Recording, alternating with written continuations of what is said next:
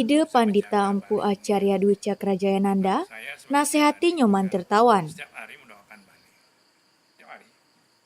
Setiap hari tidak ada apa murni. Hari Rabu tanggal 17 Juli 2024, tepat Hari Raya Pagar Wesi, Nyoman Tirtawan sowan ke Ide Pandita Empu Acarya Dwi Cakrajayananda di Celuk Buluh, Desa Kalibubuk, Lovina, Bali. Dalam pertemuan sore hari itu, Nyoman Tirtawan mendapat banyak wejangan dari Ide Pandita Empu Acarya Dwi Cakrajayananda yang sebelum dimediksa bernama Dr. Randus Putubagiade MM.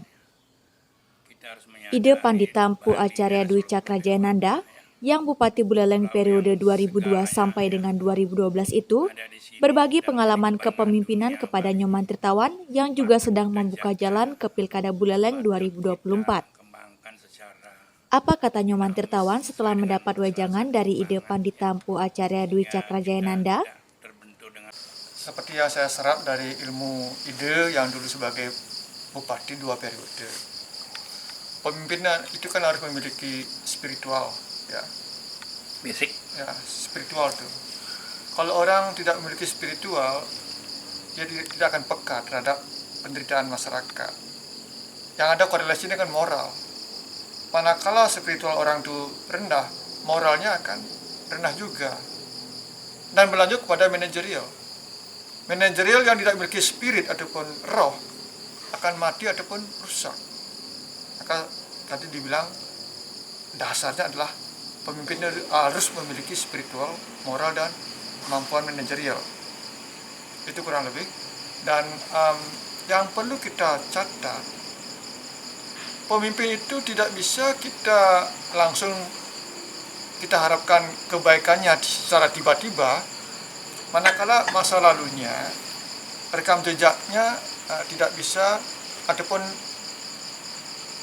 tidak bagus, karena kalau dalam bahasa Balinya cari kaseting, seperti kaset, kalau diputar-putar gitu-gitu aja nanti.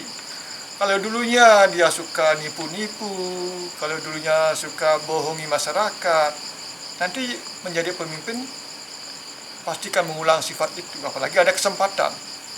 Kadang-kadang tidak ada kesempatan saja, dia memaksakan untuk membuat kesempatan untuk bisa menipu ataupun korupsi. Benar. Ya. Nanti apalagi diberikan kekuasaan. Kan ada dalam bahasa Inggrisnya itu power tempt corrupt, ya. Jadi kekuasaan itu cenderung untuk korupsi.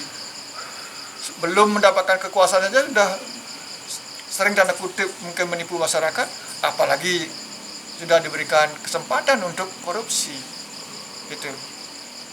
Kembali lagi, tujuan daripada pemimpin itu kita bisa lihat secara flashback. Kalau flashbacknya masa lalunya buram ataupun tidak baik, apakah kita bisa percaya? Kan gitu. Dalam bahasa menurut saya, jangan percaya sama orang yang baik sekali. Maksudnya baik sekali saja pada waktu ada maunya, ya. Percayalah pada orang yang memang dasarnya benar-benar baik. Ya. Jangan kita terhipnotis ataupun tertipu dengan orang yang baiknya baik sekali, cuma sekali saja. Pada saat ada maunya, setelah mendapatkan apa maunya, dia hilang baiknya. Jadi tidak mengulang kebaikannya. Begitu. Bagaimana tanggapan bos tentang penilaian ide ya tentang bos yang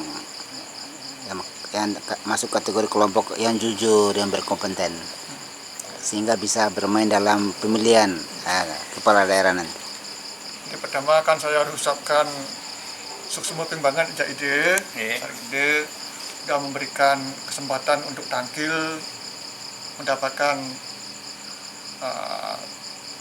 petuah, petunjuk ataupun doa restu, semoga Buleleng diberikan pemimpin yang sungguh-sungguh amanah ataupun menjalankan perintah sesuai dengan aspek kepemimpinan yang memiliki sifat-sifat astabrata. Memimpin dengan jiwa menegakkan kebenaran dan keadilan. Memimpin yang bisa mereward orang yang memiliki prestasi, dan tanda kutip menghukum orang yang melakukan tindakan yang merugikan masyarakat, dan seterusnya, termasuk endingnya adalah bagaimana seorang pemimpin itu di dalam bahasa yang disebutkan laksanam, melakukan tindakan-tindakan yang mengayomi masyarakatnya, melindungi masyarakatnya, dan menuntun masyarakatnya. Kedua adalah danam, bagaimana pemimpin itu bisa mensejahterakan masyarakatnya dengan menggunakan kemampuan intelektual, intelijensia, manajerial yang sungguh-sungguh bisa terukur, ya, yang bisa dibuktikan outputnya ketika sebelumnya dia menyampaikan sebuah visi, di dalam misinya bisa mewujudkan apa yang disampaikan kepada masyarakat. Contoh umpamanya, saya kalau jadi bupati akan meningkatkan PAD dengan cara bagaimana? Umpama memberikan insentif kepada investor, mengundang investor, memberikan MOU, pemerintah mungkin memberikan semua perizinan secara gratis, ya. Tidak ada sedikit pun pemerintah mau mengambil uang dari para investor yang secara ilegal, ya, semua based on the rule, ya, sesuai dengan regulasi. Karena saya dengar isu-isu banyak, investor mau masuk, katanya sih pejabatnya minta saham 10%, kayak gitu. Ya. Terus bagaimana investor mau masuk? Dia belum tentu dapat untung, sudah dipotong. Saya ingin itu diterapkan sehingga iklim investasi menjadi sehat. Orang sangat tertarik datang ke daerah kita karena kita memberikan garansi, jaminan bahwa para investor diberikan kemudahan-kemudahan, diberikan kepastian-kepastian dengan, ya, MOU. Tidak ada sedikit pun pemerintah ataupun bupati ataupun gubernur menghambat ataupun mempersulit investor dengan yang menyakiti mereka dengan mengambil uang sebelum ada investasi dimulai. Dan saya ingin juga, selama ini kan kita ketahui, ya, kembali lagi, ya, masa lalunya Ahok, ya, di DKI Jakarta sampai sering ada ribut kenapa serapan APBD-nya kecil. Karena apa? Ahok menjawab dengan gamblang, kenapa APBD tidak kita pakai, ya, karena begitu banyak uang masuk dari perusahaan-perusahaan, ya, pihak swasta, dana CSR, Corporate Social Responsibility, yang begitu banyak digunakan untuk membangun, baik membangun infrastruktur ataupun SDM, dan dari sanalah DKI Jakarta bisa menggunakan anggaran dari pihak ketiga sebagai kapital ataupun dana untuk membangun DKI Jakarta. Hal yang paling prinsip juga yang ingin saya tanamkan ataupun sampaikan kepada publik, saya kan tahu bagaimana banyak perusahaan-perusahaan besar yang mengambil profit di Buleleng, seperti yang dari Danone, ya, Danone, Coca-Cola, Unilever, itu kontribusi sampahnya banyak, uangnya banyak, dia ambil dari Buleleng. Namun saya belum melihat apakah dari PT-PT besar itu memasukkan CSR kepada Pemkab Buleleng yang langsung masuk ke APBD. Itu semua tidak ada kepastian.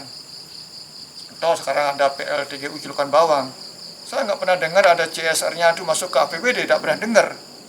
Nah, semestinya itu dimasukkan sebagai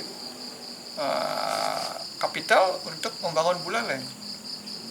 Sekali lagi saya jelaskan, saya garis bawahi, manakala pemerintah betul-betul bisa memberikan kepercayaan kepada publik, investor, pihak manapun, bahwa mereka mendapatkan jaminan pasti tidak ada hal-hal yang mempersulit masuknya investor, tanpa harus membebani investor harus bayar dana-dana ataupun uang-uang yang tidak sesuai dengan prosedur, peraturan ataupun undang-undang yang kita anut. Karena dengan demikian kita yakini mungkin saja kita kebanjiran investor dengan kita memberikan semua fasilitas ataupun jaminan, otomatis Buleleng banyak ada lapangan kerja dan tidak ada lagi pengangguran, masyarakatnya produktif. Dengan demikian kalau masyarakat produktif, negara akan untung, daerah akan untung. Dari sektor apa? Kalau kita sudah punya income, kita akan belanja. Jadi negara untung dari pajak jual beli kan. Kalau sudah punya uang, orang akan mungkin membangun rumah, pemerintah akan mendapatkan uang PPN, pajak pertambahan nilai. Maka semua sektor pajak akan tumbuh berkembang. Manakala ada banyak lapangan kerja tercipta, ketimbang kayak sekarang Buleleng penyumbang pengangguran yang sangat tinggi. Saya dapat info data itu 17.000 orang nganggur. Itu berapa daerah negara rugi untuk membantu orang miskin dalam melangsungkan hidupnya, karena itu kan PKH ya. Jadi orang miskin itu dapat bantuan dari pemerintah, ya, ngasih bantuan beras, ngasih bantuan yang lain termasuk KIS PBI ya. Nah, jadi yang dibantu oleh pemerintah karena memang mereka tidak mampu. Kita ingin semua warga itu bayar KIS itu mandiri, tidak lagi KIS membebani pemerintah karena pemerintah tidak mampu menciptakan lapangan kerja yang otomatis bisa menghapuskan kemiskinan. Gitu Pak kira-kira. Saya ingin berpendapat. Nyoman Tirtawan adalah tokoh yang sangat vokal. Ketika masih menjadi anggota DPRD Bali, Nyoman Tirtawan dengan gagah berani melawan oligarki di DPRD Bali untuk memotong dana Pilgub Bali tahun 2018 di pos KPU Bali senilai 98 miliar rupiah. Gaya koboi itu membuat publik menjuluki Nyoman Tirtawan sebagai pahlawan penyelamat 98 miliar rupiah.